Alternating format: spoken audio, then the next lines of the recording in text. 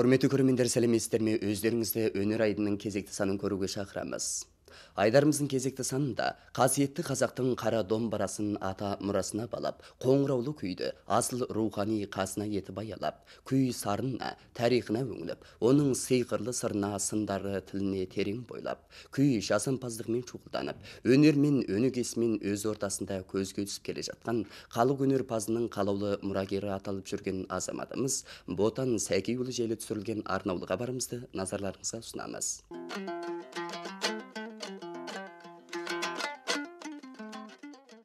Қырықтың қырқасына шыққан осы бір аяулы азаматымыз Ботан Сәкейұлы. Ел іші кеніш дегендей, ауыл өмірі мен қоғам қойнауындағы әр алуан болмысты қош шекті домбыраның шанағына сыйдырып, әсем әуен тәттірғақпен тыңдаушысының жанын елетіп, өз ортасына өнерін сыйлап, өнеге тіктеп келе жатқан халық арасындағы қалаулы өнерпаз болумен бірге, ұрпақ үшін барын арнап, өмірден өнеге, білімнен сәуле шашқан ұлағатты ұстаз. Ботанның өнерге өлердей ғашық болуындағы себеп әкесі Сәкей мен шешесі Күләннің өнерге болған құштарлығынан дарыса керек. Өйткені осы шаңырақтың отағасы болған екеуі де өз тұсында өлең мен өнер мен тіл табысып, ақ некелі болған деседі. Сонымен ананың салған әлдияны мен әкенің шерткен құлақ күйінен нәр алып талаптана түскен Ботан, есейе келе күй атасы Бейсенбінің бедерлі күйлеріне бейім ауып, халық арасындағы шертіп жүрген өнерпаздардың өнеріне сүйініп, үйренісін жалғастырса, Дәулет Қалығұлы, Тұрсын Кәдейұлы қатарлы шебер саусақ шешен домбырашылардың күйлерін көңіліне қондырып, көбесінен қайта төгілтіп орындады.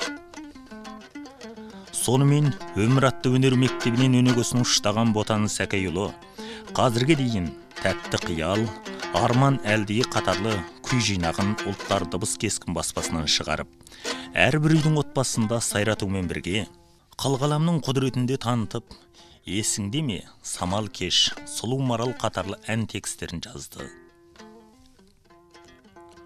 Осы әндері орталық халық радиостанциясы мен Шинжаң халық радиостанциясында жарияланумен бірге Шинжаң телевизиясы жағынан таратылып, көгілдір экран көрермендерінің жақсы бағасын алды.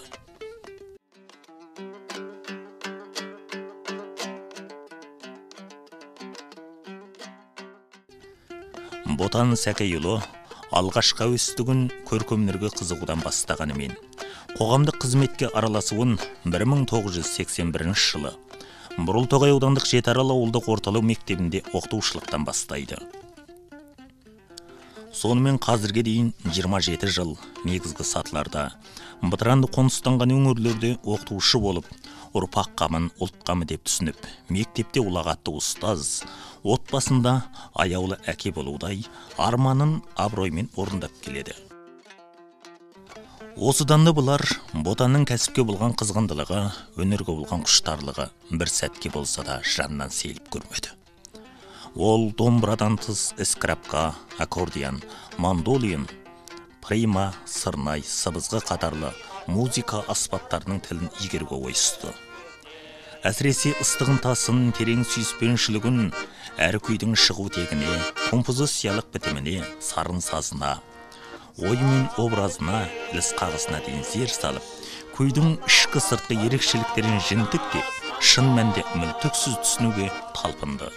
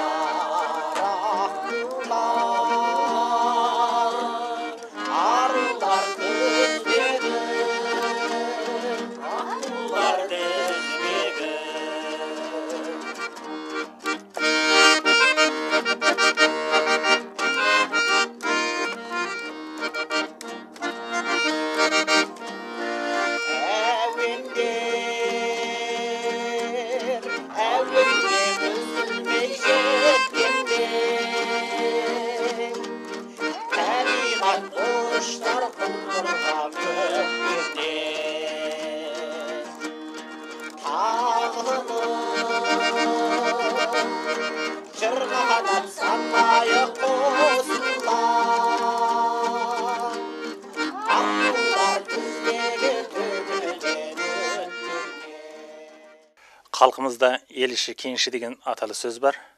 Енді сіздің осы домбыраңызға арқау болып, өзіңіздің елу неше күй жаратып, творчестволық еңбектеріңізді осы халық арасына жайып салғаныңызға да осы отырған ортаңыз өзіңіздің осы өмір сүрген өнер бесігіңіз себепші болды деп ойлаймыз. Сонда осы күй жаратуыңызға не арқау болды? Рахмет, бауырым, жарайды. Өте орынды сұрақ болды. Менің енді домбыра шертуіме себеп бала кезден басталады. Әрқандай өнердің де бастамасы бала кезден деп ойлаймын. Менің отбасым мақтанғандай болам айта берсем. Әкем Сәкей деген кісі, шешем Күлән деген кісі осы ауыл арасындағы айтулы ақын, жырау, одан кейін өте тамаша әншілер болған. Өз кезінде аңыздар да бар, екеуі бірімен бірі осы өлең арқылы ақнекелі болыпты деп айтылады. Содан болса керек, біздің отбасымыз әрқашан дырдуман болып жататын. Енді осының барлығы менің ана өнерге деген бала күнімдегі талпынысымның айғағы болса керек. Отбасымыздың әгіндей ықпалынан мен есімді білақ домбыраны өзім жеке меншік бір қастерлі затым есебінде ұстап кеттім. Амал жоқ, өкінішке орай ол кезде қазіргідей шарт жағдай жоқ. Радио, телевизор деген нәрсе ол жоқ. Радиодан жылына бір күйді мынау октябрь келе жатыр деген тұста беріледі. Соны зарығып жүріп тыңдайтымыз. Енді оны тыңдаған zaman 2 күнге, 3 күнге қалтырмай ұғып боламыз. Осындай тапшылық жағдайда өнерге өстендім. Қазір зығырданың қайнайды, мынандай мол дүниеде мына жүрген ұрпақтың бір нәрсені үйреніп ала қоймағанына қарадай отырып ашынып кетесің. Қазір 50-ге келдім, 50-дің ішінде күй жасадым.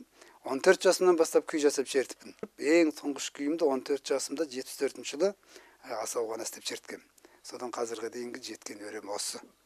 Ой өнердің арқауы десіп жатады.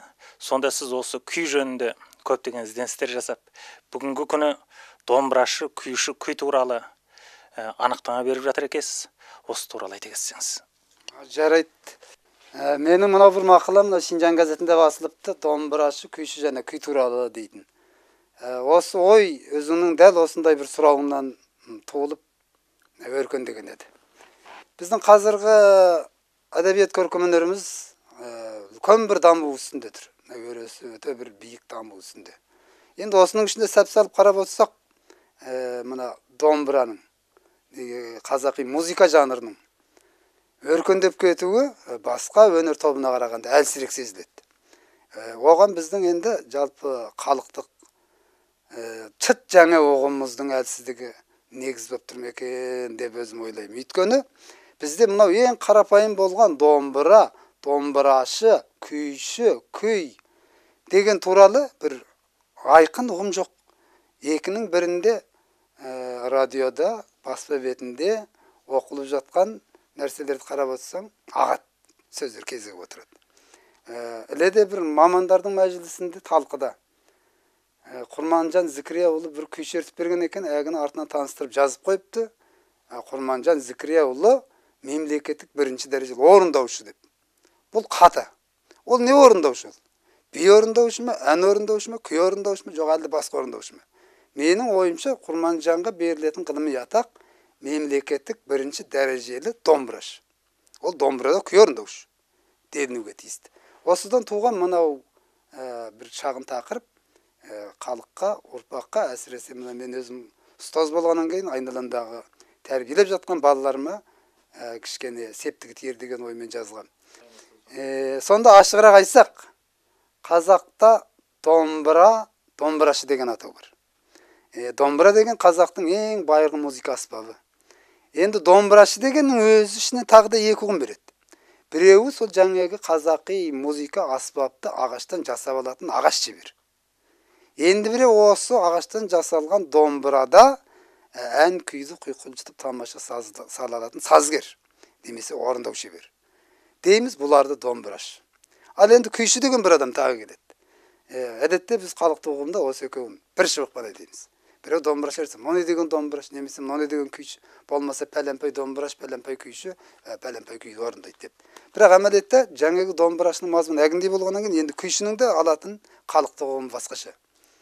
Күй деген қобызда, сыбызғыда, домбырада жеке дара орындалатын халықтық бір әуен. Оны әрбір жеке автор жағынан шығарылады. Енді күйші осы жаңағы біз айтып отырған халықтық әуенді өз көкейінен тудыратын өнер шебер. Былайша айтқанда бір жеке автор. Енді орындаушы мен күйшінің арасында парық олай болса жер мен көктей деп айтуға болады. Біреуі 10 саусақтың орындау шебері, енді біреуі көкейден чыт жаңа құлаққа бұрын болмаға бейтаныс ой тудыратын ой иесі деуге болады. Құлаққа ғана ой тудыратын ой иесі деуге болады. Сондықтан домбырашы, күйші дейтін ұғымдарды біздің ұрпақтарымыз кішкене анығырақ оқытып қоймаса, олар тіпті де бұл сияқты халықтық ұғымнан шеттей беретін болады деген ойменен осы мақаланы жазған. Домбыра десе қазақ деп, қазақ десе домбыра деп, қазір осы бір атамұра аспабымыз халық арасында кең тарап, өзіміздің енді бейзаттық мұрамыз ретінде қорғалып келе жатыр. Сонда сіз осы жуықта бір күй тағдырына күйінгенде деген бір мақала жазыпсыз. Сіз қалайша осы күй тағдырына күйініп келе жатырсыз? Күй өнері мейлі қобыз күй, мейлі сыбыз күй, мейлі домбыра күй болсын. Ұлтымыздың музыкалық бүтін білімін жағынан толғап айтқанда ең бір шаңына шыққан өнердің бірі болып есептеледі. Бұл байырдан солай болады. Ал Құрманғазыдан бері қарай солай. Құрманғазының сол кезде тастап кеткен сарыарқасы күні бүгін қазақтың сарыарқасы бүкіл бір ұлттың музыка тегі болып есептелінеді. Сондықтан ол қастерленуге тиіс. Енді біздің мына зымыран заманымызда қазір не жоқтың бәрі бар, іздесең табылады. Бірақ күйді ондай бір үлкен ғылым техникамен зауытпен өндіре салуға келмейді менше. Әрқандай күйді де солай. Сондықтан оның жоқтаушысы, қуаттаушысы, жәрдемшісі болу керек. Біздің халқымыздың арасындағы күй жанры осы жағынан біраз кенжелеу болып сезіледі маған. Мен өзім күйді сонша жақсы көретіндіктен оған деген сүйіспеншілігім өте терең болғандықтан да болу керек. Күй тағдырының қазіргі кейбір кенжелігі кейде көзіңе жас келтіретін дәрежеге де кетіп қалады. Бұл енді адамдардың барлығын сана сауясы ұқсамас болғандықтан да солай болған болу керек. Бізде қазір ақындар айтысы дейтін бір үлкен өресі биік өнер қимылы бар. Бұл жылына тіпті 2 жылда жылына бір рет өздіріп тұрады. Аудандарда, ауылда, аймақта, облыста, тіпті районға дейін чеп-жай бұласып жатады. Енді осында барлық өнер өзінің салауатын, кереметін көрсетеді.